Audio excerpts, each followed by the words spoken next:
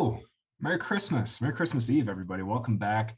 Cashing Points DFS live stream. It's week 16.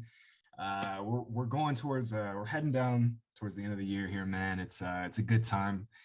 Christmas Eve is around. Hope you guys are having a great time with your family, with your friends, wherever you might be.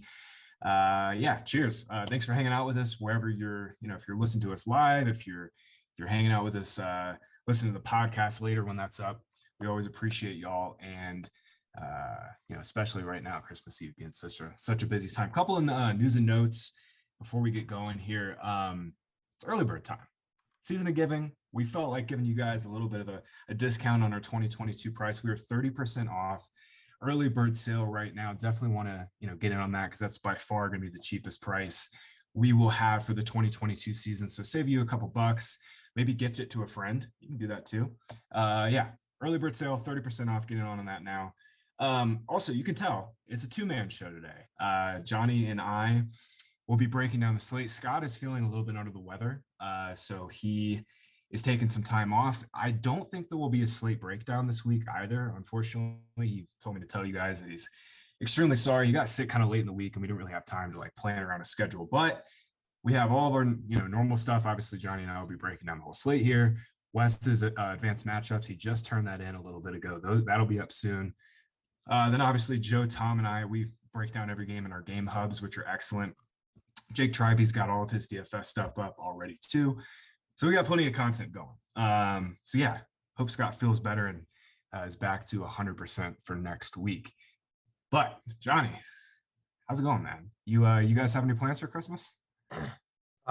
Just keeping it small family, her parents, my parents, I don't enjoy the, meeting the uncles one time a year kind of stuff. That's just not my style.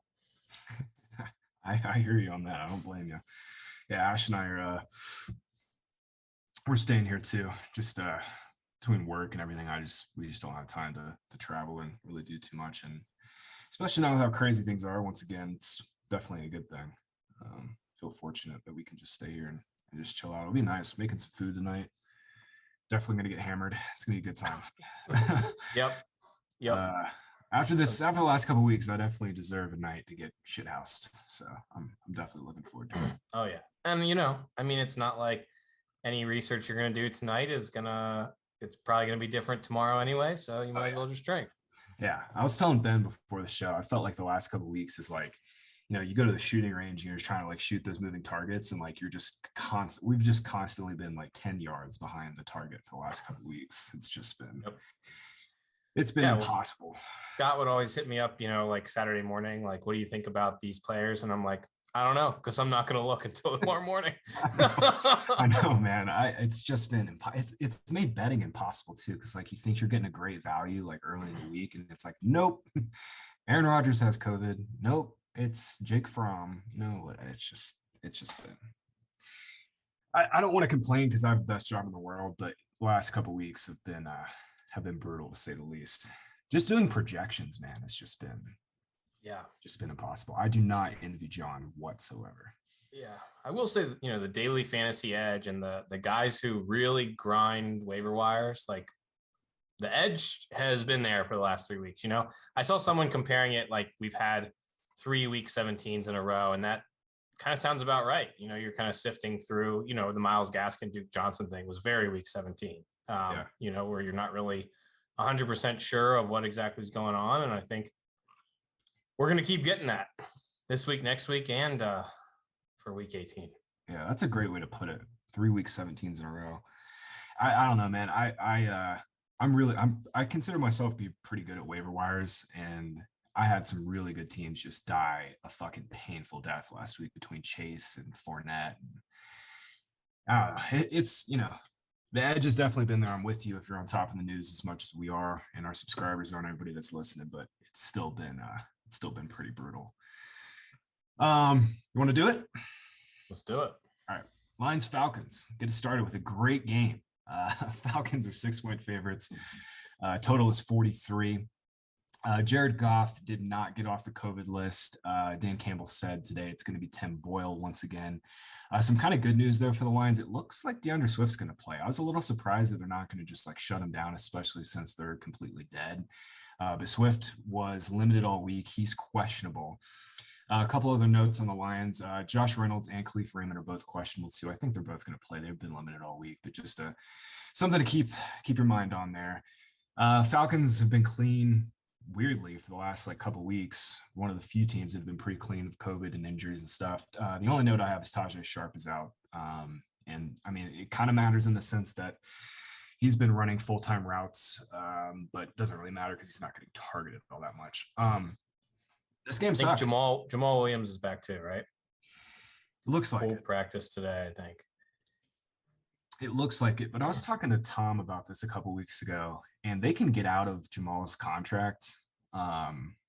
So I still think we're going to see Craig Reynolds in a fairly big role. Like, it wouldn't surprise me if Reynolds just popped into the Williams role, but I don't know, man. This backfield could be a three-headed monster and end up being pretty disgusting. It's been predicting the Lions week to week backfield has been hard. And with Tim Boyle, it's like I don't think I'm going to touch these guys. Yeah. If we got like word that, hey, Swift is good to go and, they're just going to go back to the normal way of things, which we probably won't, where Swift gets 65%, then I'd be in on it. But yeah, I'm kind of with you. I mean, the spot is obviously great for the Falcons. I mean, this is the most points they've gotten all year, 6 points at home. I'd imagine that's probably going to go up a little bit too. Now that we know Goff is out. CPAT, Pitts, Gage. How do you feel about those guys?